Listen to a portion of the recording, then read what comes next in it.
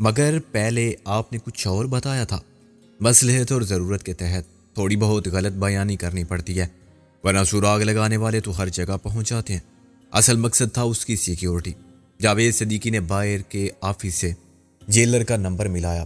دلاور کو یہاں رکھنے کے لیے آپ کو متعلقہ حکام نے اجازت بھی دی ہوگی؟ منظر بولا، ہاں جیل میں تو میرا حکم نہیں چلتا نا، ویسے جیلر دوست ہے میرا، ہم ایک ساتھ سول سروس میں آئے تھے۔ ہاں کون؟ خورشید؟ یار میں جاوید ہوں، یہاں باہر اور کہاں؟ ہاں اوکے، مگر کتنی دیر میں؟ 16 منٹ نہیں ہونے چاہیے۔ ہم سب ایک آفیسیا سے ویٹنگ روم میں کرسیوں پر بیٹھے رہے۔ عام قیدیوں کے ملاقاتیوں کو کسی انتظار گاہ کی سہولت میسر نہ تھی، مگر یہ اے اور بی کلاس قیدیوں سے ملنے والوں کا ویٹنگ روم تھا۔ مجھے عجیب سی بے چینی محسوس ہو رہی تھی۔ جیسے جیسے وقت گزر رہا تھا مجھے جاوید صدیقی کے ڈرامے کی ناکامی کا خیال زیادہ پریشان کر رہا تھا۔ یوں لگتا تھا کہ عین وقت پر کچھ ہو جائے گا اور ہم سب ٹھنڈے ٹھنڈے واپس لوٹ جائیں گے۔ خورشید 15 منٹ گزرنے سے پہلے ہی آ گیا۔ وہ لمبا تڑنگا ایتھلیٹ قسم کا جوان تھا جو ذرا بھی جیلر نہیں لگتا تھا۔ جاوید صدیقی نے ہم سب کا تعارف کرایا۔ خورشید کچھ پریشان نظر آ رہا تھا۔ یہ صحافی اور وکیل کیوں آ گئے یہاں؟ کسی وجہ کے بغیر میں نے محسن سے کہا، یار میں باہر انتظار کرتا ہوں، مجھے یہاں کچھ گھٹن محسوس ہو رہی ہے، یہ کمرہ ہر طرف سے بند ہے۔ میں نے باہر آ کے ایک گہری سانس لی۔ یہ میری چھٹیز تھی یا میرا وہم تھا؟ میں نے باہر آ کے سوچا۔ اچانک خورشید اور جاوید صدیقی باہر آ گئے۔ کیا بات ہے؟ خورشید نے میری طرف دیکھا۔ آپ اندر جائیں پلیز۔ جاوید صدیقی نے کہا، یہ فرنج کے سوا کچھ نہیں جانتا، اس کی فکر مت کر۔ میں بڑی مشکل میں پڑ گیا ہوں۔ کیسی مشکل؟ انسپیکٹر جنرل کا فون آیا تھا۔ اس نے مجھے بہت لتاڑا کہ تم نے ایک ایسے ملزم کو ہاسپٹل میں کیوں رکھا جس کا چالان بھی ابھی تک پیش نہیں ہوا تھا، اور سنا ہے مجسٹریٹ نے تمہارے ہاسپٹل میں آ کے اس کا ریمانڈ دیا تھا۔ اس میں کون سی بات خلاف قانون تھی؟ تفتیش کے نتیجے میں اس کی حالت بگڑ گئی ہے۔ ابھی وہ اس قابل نہیں تھا کہ اس پر 3rd ڈگری کس نے جسمانی تشدد کیا ہے، اس پر کس کے حکم سے اور کس کی اجازت سے؟ جاوید صدیقی بگڑ گیا۔ یہ تو مجھے نہیں معلوم، تمہارے اپنے آدمی اس کی حفاظت پر مامور تھے، اس کا بچنا مشکل ہو گیا ہے۔ یہ تم کیا کہہ رہے ہو؟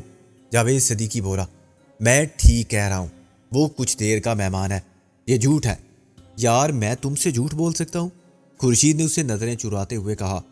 خورشید میں اسے دیکھنا چاہتا ہوں، وہ جیسا بھی ہے۔ خورشید نے نفی میں سر ہلایا۔ تمہارے ساتھ تو جلوس ہے، میں صرف ایک وکیل اور ایک صحافی کو دکھانا چاہتا ہوں کہ میں نے واقعی چودھری دلاور کو گرفتار کیا تھا۔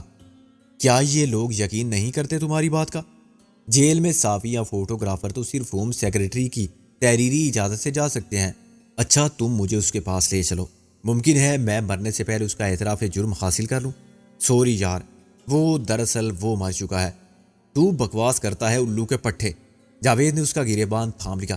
سچ بتا دے مجھے، میں کسی کو نہیں بتاؤں گا۔ خورشید نے خود کو چھڑایا اور میری طرف دیکھا، مگر میں مسکرا رہا تھا اور قطعی بے نیاز کھڑا تھا۔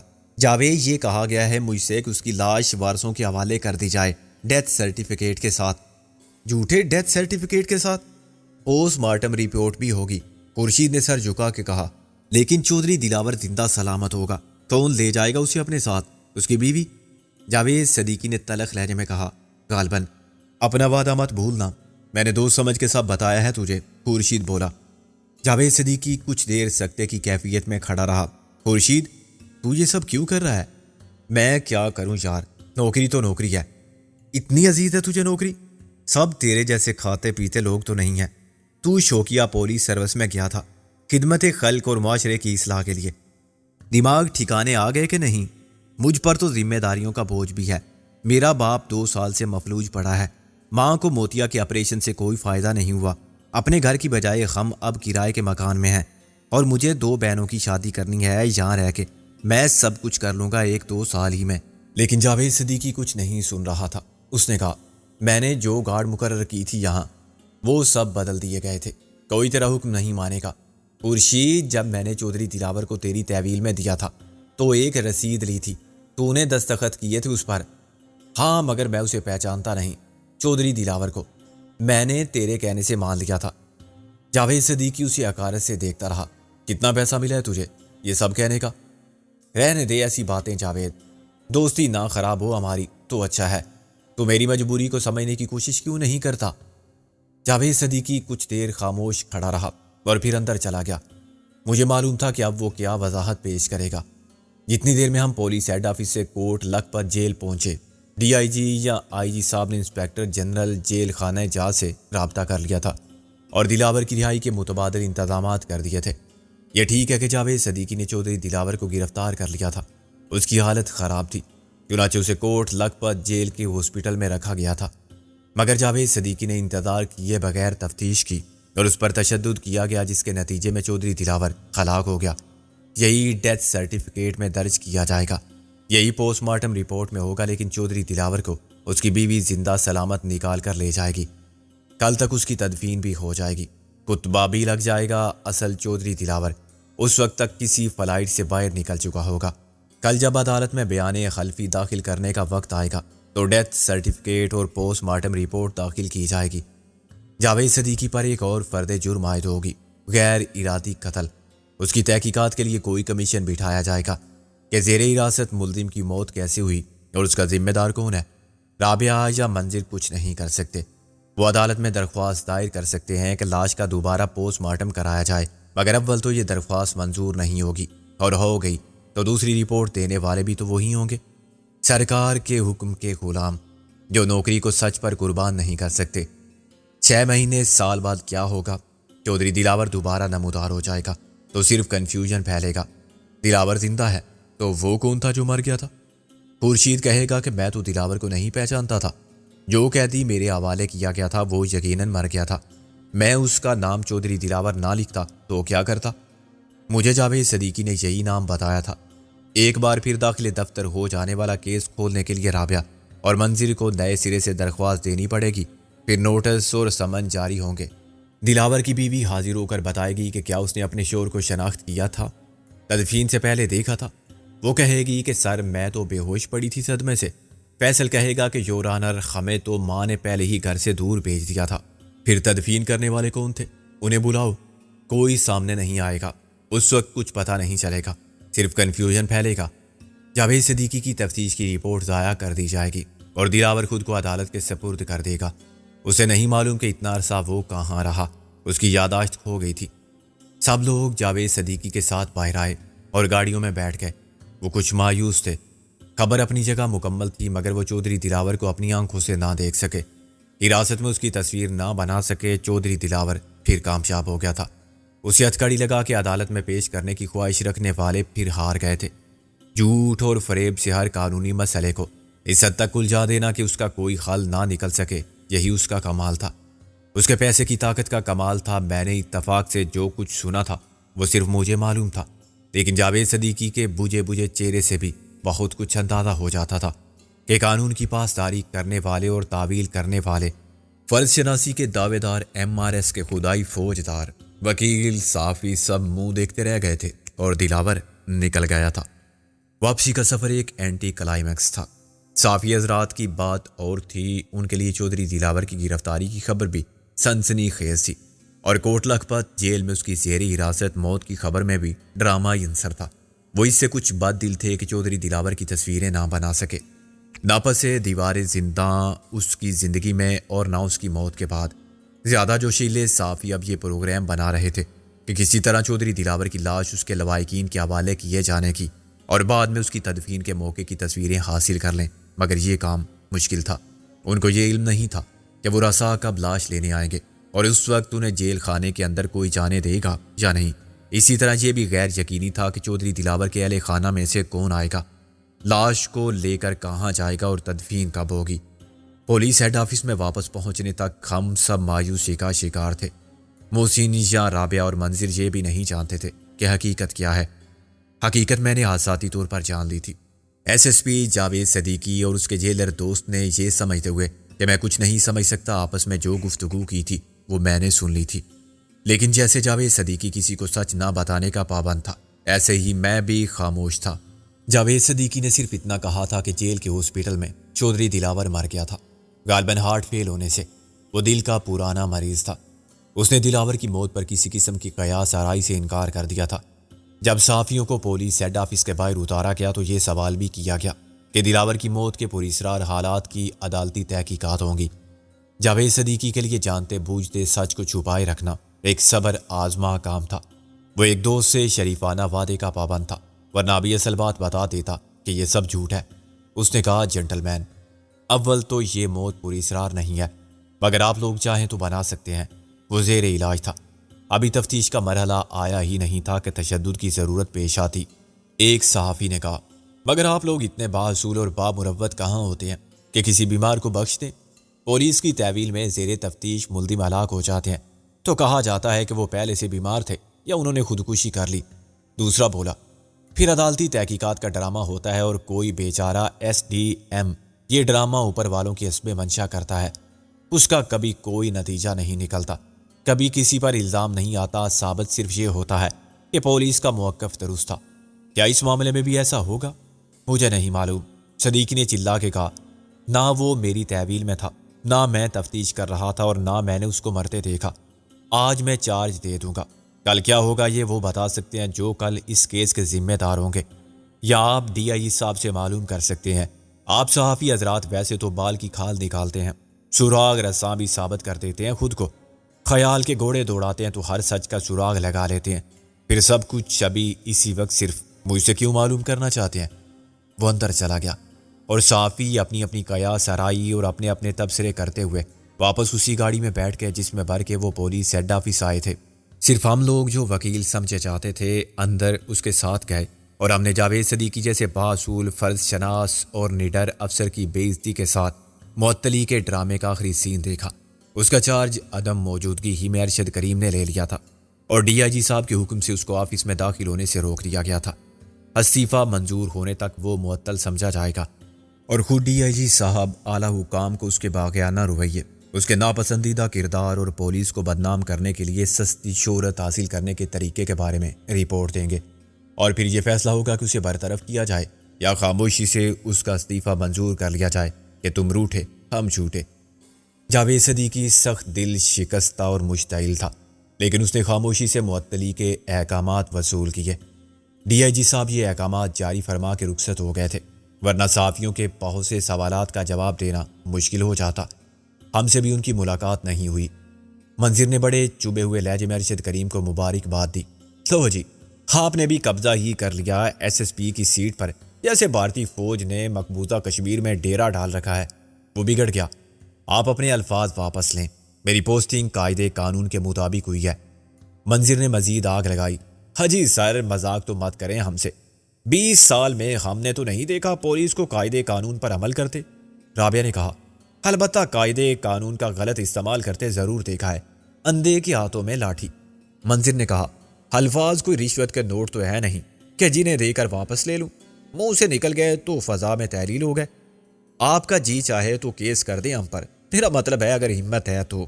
رابعہ بولی، ہم قائم ہیں اپنے الفاظ پر، سب دیکھا ہے ہم نے اپنی آنکھوں سے۔ محسن نے بھی کہا، اور اب آپ بہت کچھ دیکھیں گے SSP صاحب۔ دیکھ لوں گا میں تم سب کو بھی، اب اس سے پہلے کہ میں سختی کر کے آپ سب کو نکلوا دوں، میں ڈرتا نہیں۔ منظر پھر ہنسا، آپ سختی چھوڑیں، نرمی سے ہم سب کو ڈھک دے، حوالات تو ہوں گی یہاں، ڈر کس کا بھلا آپ کو۔ جاوید صدیقی پہلے ہی جا چکا تھا۔ رابعہ نے منظر کو کھینچ لیا اور محسن سے بھی کہا کہ کیا ضرورت ہے کسی کے منہ لگنے کی۔ جملے کے درمیان اس نے کچھ کہا تھا، کمینہ یا کتا، مگر ایسے کہ خود میں نہیں سن پایا تو ارشد کریم کیا سمجھتا، مگر اس نے اندازہ کر لیا کہ رابعہ جاتے جاتے بھی اس کو ذلیل کر گئی ہے۔ ہم دو الگ الگ گاڑیوں میں باہر آئے تو خلاف توقع میں نے جاوید صدیقی کو منتظر پایا۔ رابعہ اب میرے ساتھ تھی اور وقار نے منظر کے ساتھ محسن کو اپنی گاڑی میں بٹھا لیا تھا۔ میری حالت اس بم جیسی تھی جو پھٹنے کے قریب ہو۔ اصل حقائق کسی کو نہ بتانے کا پابند جاوید صدیقی تھا، میں نہیں تھا۔ میں باہر آتے ہی سب کو بتا دینا چاہتا تھا کہ دلاور کو فرار کرانے کے لیے اور کیس کو فی الحال داخل دفتر کرانے کے لیے اس کی موت کا ڈرامہ رچایا گیا ہے، اور غلط ڈیتھ سرٹیفکیٹ اور جعلی پوسٹ مارٹم رپورٹ کے ساتھ زندہ دلاور کو جیل خانے سے نکال دیا جائے گا، یا کسی لاوارث بندے کی لاش دلاور کے ورثاء کے حوالے کر دی جائے گی کہ اسے خاموشی سے دفن بھی کرا دیں گے، مگر دفن ہونے والا دلاور نہیں ہوگا۔ یہ سب گھپلا ہونے سے قبل ہی ہمیں کچھ کرنا ہوگا۔ اب میرے لیے نئی مشکل پیدا ہو گئی۔ رابعہ نے مجھ سے کہا کہ گاڑی روکو، جاوید صدیقی کو ساتھ بٹھا لیتے ہیں۔ میں نے کہا، دوسری گاڑی بھی ہے۔ رابعہ نے کہا، بھائی مجھے کچھ بات کرنی ہے اس سے۔ میں مجبور ہو گیا۔ جاوید صدیقی نے پیچھے بیٹھتے ہی رابعہ کا شکریہ ادا کیا۔ بڑے بے آبرو ہو کہ تیرے کوچے سے ہم نکلے، آپ نے دیکھا؟ آیا تھا میں سرکاری گاڑی میں، واپس پیدل جا رہا تھا۔ رابعہ نے کہا۔ صدیقی صاحب، عزت آبرو ایسی باتوں سے کم نہیں، زیادہ ہوتی ہے۔ آپ جیسے لوگ ہی تو مثال قائم کرتے ہیں۔ جی نہیں، درس عبرت بنتے ہیں دوسروں کے لیے۔ میں بڑی مشکل میں پھنس گیا۔ محسن میرے ساتھ ہوتا تو میں بھی گفتگو میں حصہ لیتا۔ صدیقی نہ ساتھ بیٹھتا تو میں رابعہ کو بتا دیتا کہ میں نے اس کی اور خورشید کی ساری گفتگو سن لی تھی۔ میں کوئی غلط جذباتی فیصلہ کرنا نہیں چاہتا تھا کہ صدیقی کے سامنے اپنے بیروب کو ظاہر کر دوں۔ ابھی اس نے پولیس کی نوکری کو لات ماری تھی اور وہ انتہائی بد دل بھی تھا، مگر اس کا یہ مطلب نہیں نکالا جا سکتا تھا کہ وہ اب ہمارے ساتھ ہے۔ میری یہ مشکل خود جاوید صدیقی نے آسان کر دی۔ اس نے رابعہ سے کہا، مس رابعہ، میں آپ سے اور آپ کے دوستوں سے کچھ مشورہ کرنا چاہتا تھا۔ کیوں نہ ہم کہیں بیٹھ کے ایک کپ چائے پی لیں؟ کیوں نہیں؟ کیا آپ میرے آفس چلنا پسند کریں گے؟ دیکھیے، میرا گھر تو ہے اسلام آباد میں، جہاں میں سرکاری خرچ پر ایک ہوٹل میں مقیم تھا۔ شاید اب وہاں سے میرا بوریا بستر گول کر دیا جائے، لیکن اس سے فرق نہیں پڑتا۔ میں اپنی جیب سے خرچ کر کے بھی وہاں ٹھہر سکتا ہوں اور اپنا سارا بل خود دینے کی پوزیشن میں ہوں۔ آپ کے آفس جانا کچھ مناسب نہیں، کیا پتا میرا تعاقب کیا جا رہا ہو۔ رابعہ نے اسے اتفاق کیا اور وقار کو گاڑی روکنے کا اشارہ کیا۔ وقار، تم اور منظر جاؤ آفس، محسن کو ادھر بھیج دو، ہم کچھ دیر میں آتے ہیں۔ محسن ہماری گاڑی میں آ گیا اور میرا مترجم کا مسئلہ حل ہو گیا۔ وہ ہوٹل جہاں جاوید صدیقی مقیم تھا لوئر مال پر واقع تھا۔ ہم نیچے ڈائننگ ہال میں بیٹھ گئے جہاں اس وقت بہت لوگ تھے۔ شام کے 5 بجے سبھی چائے کافی پینے والے تھے۔ آرڈر دیتے ہوئے جاوید صدیقی نے ادھر ادھر نگاہ ڈالی اور مطمئن ہو کے بولا، میرا خیال ہے کہ ابھی تک میں محفوظ ہوں، صرف معطل ہوں، معتوب نہیں۔ کوئی میرا پیچھا نہیں کر رہا تھا۔ پھر بھی احتیاط ضروری ہے۔ دریا میں رہ کے مگر بچ سے بیر کرنے کا انجام کبھی اچھا نہیں ہوتا، لیکن مجھے کارنر کر دیا گیا ہے۔ میں کیا کروں؟ میں ایک کشمکش سے دوچار تھا، لیکن خدا کا شکر ہے کہ مستعفی ہونے کے بعد میں اپنے ضمیر کے مطابق ہر فیصلہ کرنے کے لیے آزاد ہوں۔ رابعہ نے حوصلہ افزائی کے لیے مسکراتے ہوئے کہا، ایک فیصلہ تو آپ کر چکے، اب کون سا فیصلہ باقی ہے؟ مس رابعہ، کچھ باتیں ہیں جو میں آپ کو بتانا چاہتا تھا، اس نے اضطرابی کیفیت میں کہا۔ جیلر خورشید میرا دوست ہے، اس نے مجھے پابند کر دیا تھا کہ میں سچ کسی کو نہ بتاؤں۔ جو اس نے مجھے بتایا تھا، یہ فرض اور دوستی کی کشمکش کا پرانا کیس ہے۔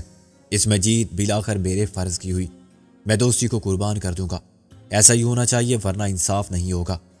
رابعہ اور محسن بھی حیران تھے کہ وہ کیا بتانا چاہتا ہے، مگر جب اس نے وہ سب بتایا جو مجھے پہلے سے معلوم تھا تو اس انکشاف نے انہیں سن کر دیا۔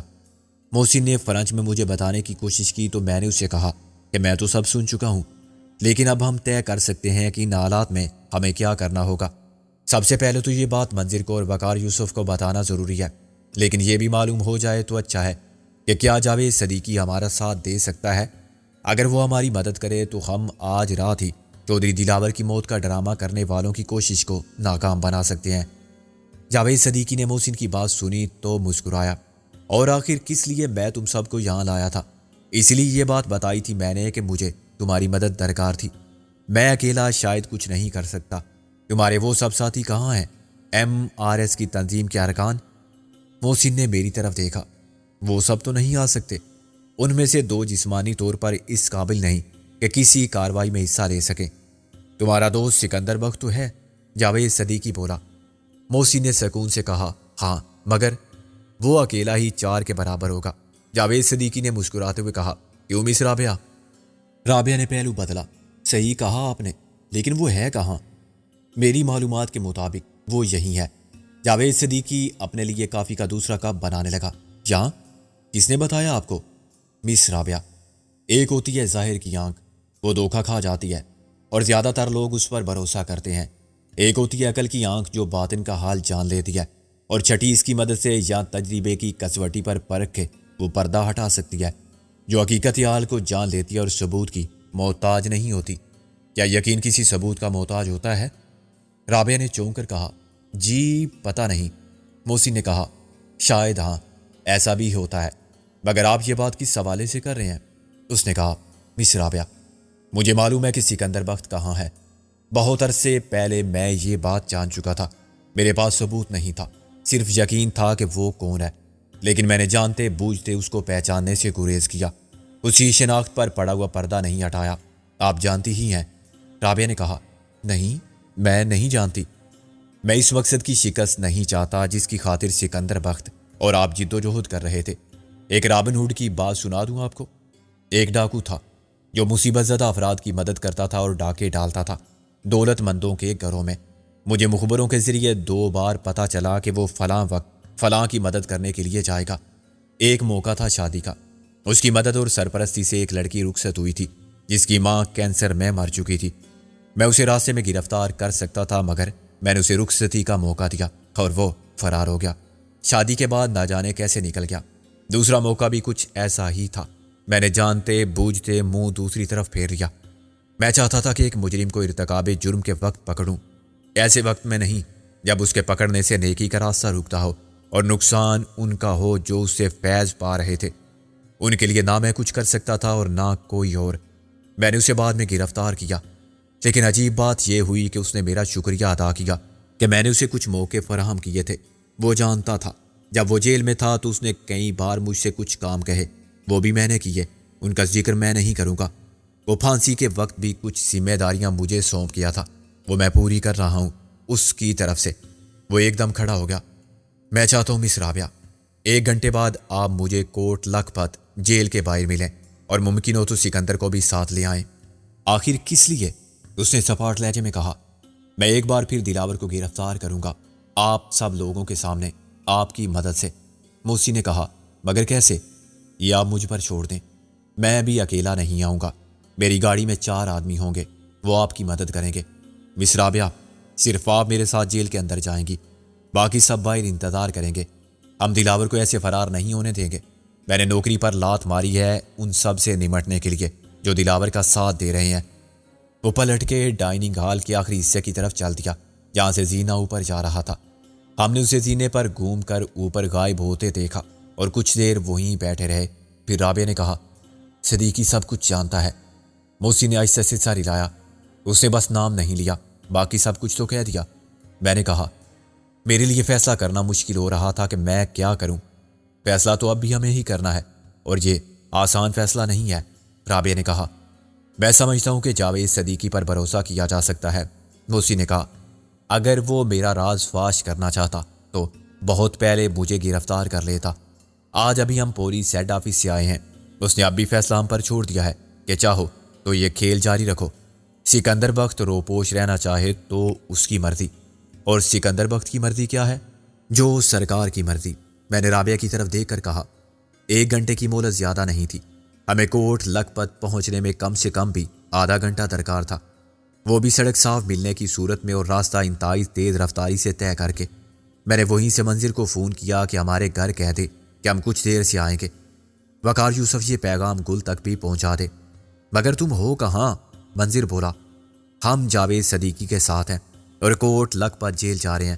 ہمیں بوتنی کے اس کے چکر میں مت پڑ، وہ بہت ہی کائیاں شخص ہے، ایک بار جیل کے باہر سے لوٹ آیا ہے، اگلی بار اندر ہوگا۔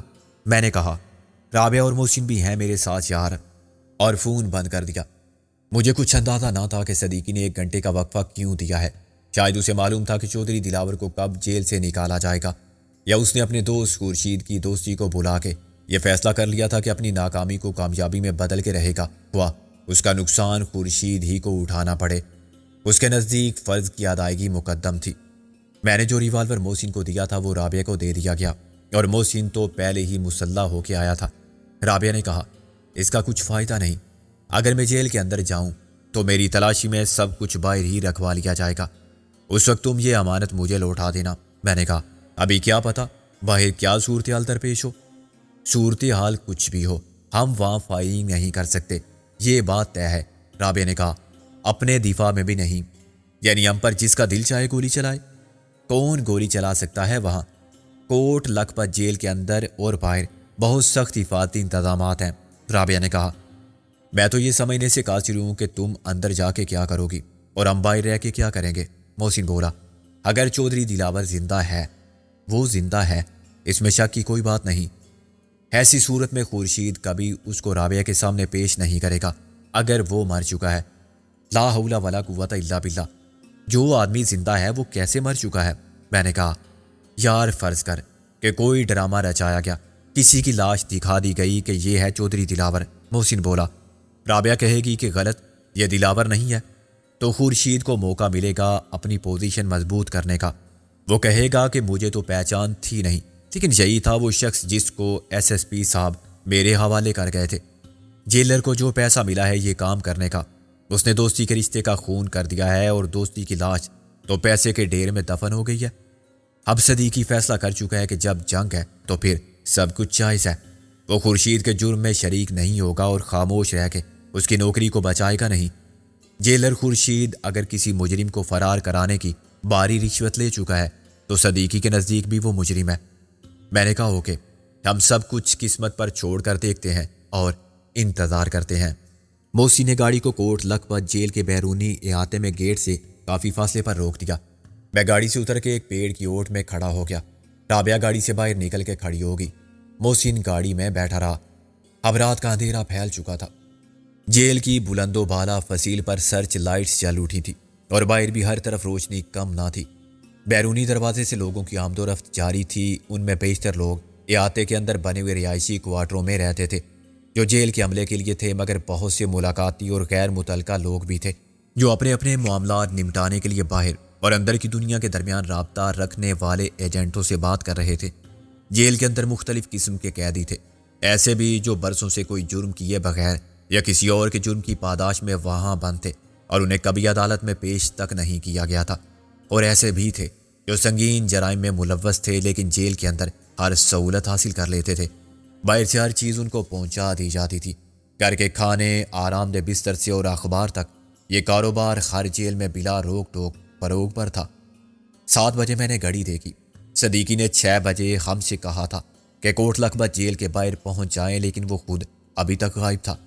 اچانک باہر کی طرف سے ایک کار آئی اور میرے سامنے سے گزر کے مین گیٹ کی طرف گئی۔ میں نے اس کے بند شیشوں کے پیچھے فیصل کے چہرے کی ایک جھلک دیکھی۔ یہ گاڑی دلاور کی تھی اور اسے چلانے والا اس کا بیٹا تھا۔